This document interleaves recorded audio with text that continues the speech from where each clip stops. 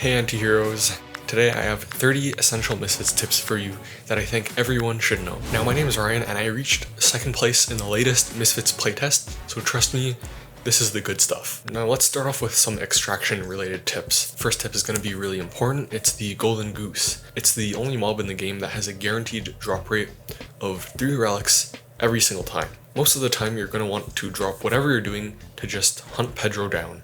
And yeah, his name is Pedro. This is real. But the point is, yeah, do whatever, drop whatever you're doing, take him down. Misfits like Rush and Shade are better at taking him down because they have insane burst damage. You can usually take him down before he runs away. I think Shade is the best for taking him down actually, because her ult roots him in place just in case you don't kill him with the first 2 bullets. Our next tip is about the extraction point. So the extraction point changes every 3 minutes. So this is good to know if you're worried about the current zone looking a little risky. Maybe there are too many people in the area. You could just wait it out. Wait for the next zone to pop up and go there instead. Our third tip is that you can dive into the extraction last minute. As long as you're in the ring, when it reaches 100%, you're out with your loot. If you get downed, but you're in the extraction zone, you'll still extract perfectly fine. Just make sure you're within that ring. Our next tip is also about downed people. So if you stand in this circle of someone that's knocked down, even if it's an enemy, you can fill that circle up and revive them. Reviving an enemy is kind of trolling. However, I've done it myself and it's a pretty good way to get a loyal slave. Sometimes it's good to just kill someone and revive them and then boom, you have a third teammate. Number 6 is kiting enemies. So this is a fancy way of saying recognize each Misfit's range and play around that. So if you're playing as Shade, for example, you'll have longer range than any other Misfits in the game. So if you're fighting Ray, for example, his main attack is slightly shorter than yours, so you can chip away from him at your max range. If you can do this, you'll be super annoying. Number 7 is to read ammo. Every character has some sort of ammo system. Shade is just such a good example of this because she has 2 ammo bars, but her reload speed is super slow. So if you see her fire off 2 shots consecutively, then that might be a good time to rush her. Number 8 is healing. So you can heal in Misfits in 3 ways: power-ups, Misfits abilities, and the last one is natural healing. But natural healing is usually the most reliable way you'll heal because you can use it whenever. You don't have to have a certain teammate, you don't have to have a certain power-up. So to start the process, just don't use any abilities. It's pretty simple. Resist the urge to fire some shots and you'll heal up pretty quick. Our next tip is mental warfare with emotes. So I'm partially trolling with this one, but hear me out. Mental warfare, or the mental state, is such a huge part of sports and esports. I think this is worth mentioning in this video. If you spam that skull emote, it's going to slowly drain away at the enemy's soul, and if you can resist getting annoyed by them, you'll be so powerful. And this is especially strong in Misfits right now because emotes can't be muted, nor do they have a cooldown. So you can spam the skull emote all game, and the enemies can do nothing about it. I'm not saying you should do it or that like it's good manners.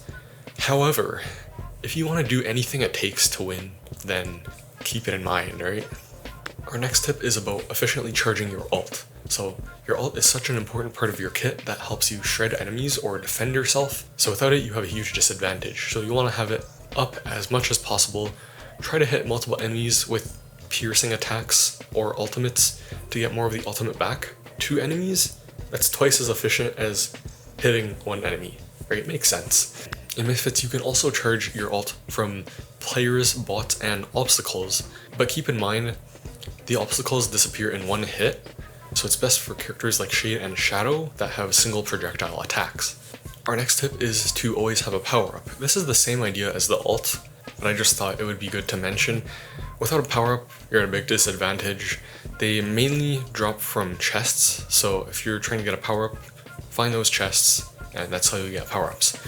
Our next tip is team power-ups. So some power-ups actually affect you and your teammate at the same time, if you're close enough. It's indicated by this white ring that appears when you use the power-up, If you want to learn more about the power-ups, I have a general Misfitz guide that talks about the power-ups in greater detail, so you can watch that after you watch this video. And yeah, please give me your watch time. Our next tip is stacking power-ups. If you have a teammate, you can stack power-ups like speed and shield, use them at the same time, and they have great synergy. This also works if you don't have a teammate. How this works is you can have a power-up in your inventory, and you can pick a power-up up at the same time. So use that power-up in your inventory right before that second power-up gets picked up, and then you can basically use 2 power-ups almost at the same time.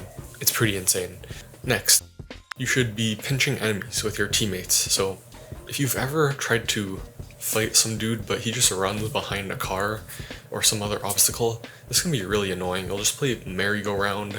But if you have a teammate, on the other hand, you guys can flush him out by pinching the enemy out. So one attacks from one side, one attacks from the other, and then boom, boom, boom, he's gotta get hit by someone. Our next tip is about the friendship system. So basically, the more you play with someone, the more luck you'll have when you play with them.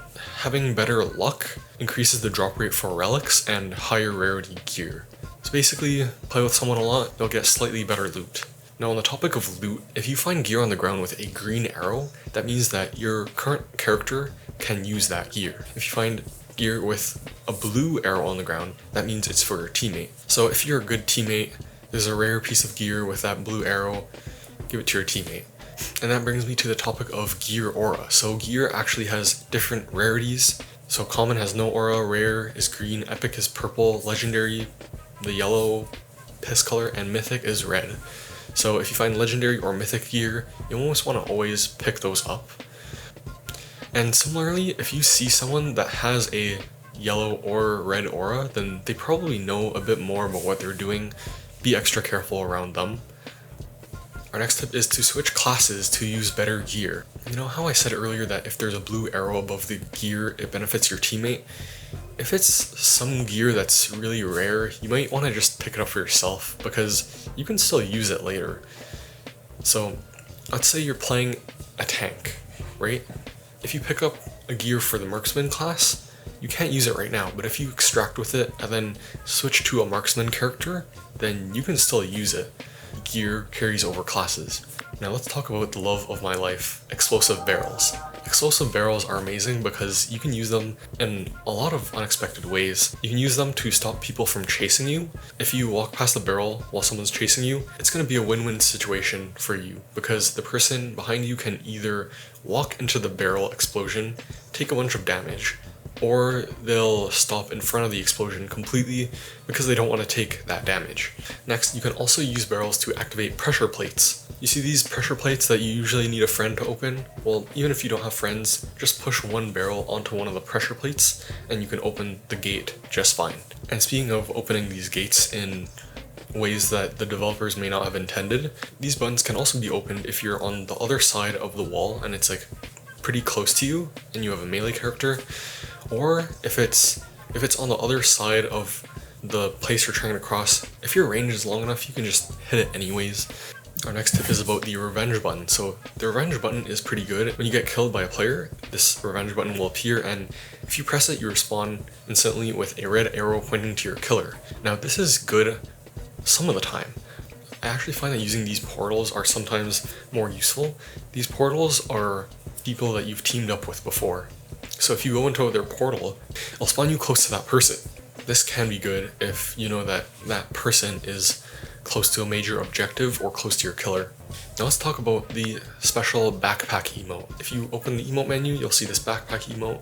Press it and you can communicate with your team, show them the loot you have. If you have 3 relics, that might be a good indicator that you want to extract. You can also use it to show people that you're broke and not worth killing.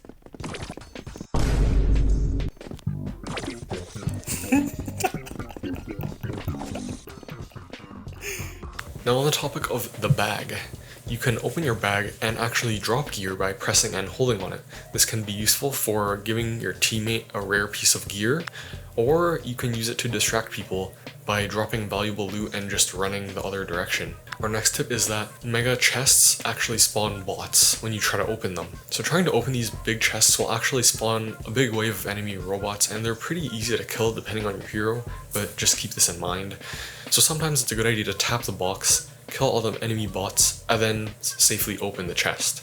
Let's talk more about these clankers. Bots actually stop attacking you when you're downed, so you can use this opportunity to open chests, any chest, without getting swarmed by bots and try to find a revive. You can also extract in a zone filled with bots if they knock you down. They won't attack you if you're down, but they'll attack other regular players. So you can use them as sort of a clanker meat shield. Next up we have elevators. So elevators are so annoying. Holy. You can easily jump people with them because no one expects someone to just appear. It's just so sudden. You can also time it to appear, fire an attack, and then teleport out. And then appear again, fire a quick attack, teleport out. There's no cooldown. It's super annoying. Our final tip is that everyone is good at something. And by this I mean different heroes do different things well. Like Drip, for example, has a ton of health, has these huge area of effect attacks, so he's really good at taking out bot camps, and also good at extracting because he's super tanky. A character like Shade, for example, is really good at PvP, has pretty insane burst damage, but her reload speed is slow, so she's not the best at taking down camps of bots. She's also hot. Thank you for listening, and I hope you enjoyed this video, and I also hope that your hair is doing better than mine today. I didn't do this on purpose. I'm not trying to be like a cool anime character, okay? Have a wonderful day, and balls.